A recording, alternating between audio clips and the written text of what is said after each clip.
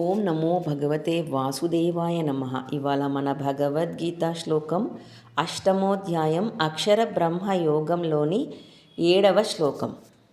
తస్మాత్ సర్వేషు కాలేషు మామనుస్మరయుధ్య చ మయ్యర్పిత మనోబుద్ధి మమేవైష్యస్య సంశయం.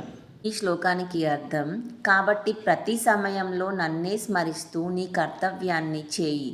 నీ మనస్సును బుద్ధిని నాయందే అర్పించినట్లయితే నీవు తప్పకుండా నన్నే చేరుకుంటావు. ఇందులో ఎలాంటి సందేహమూ లేదు. Therefore, remember me at all times and perform your duty. If you dedicate your mind and intellect to me, you will certainly attain me. There is no doubt about this. ఈ శ్లోకం ద్వారా మనం తెలుసుకోవాల్సింది ఏంటంటే, పని చేస్తూనే పరమాత్మను స్మరించు, బాధ్యతలను వదిలిపెట్టకుండా భక్తితో జీవించు.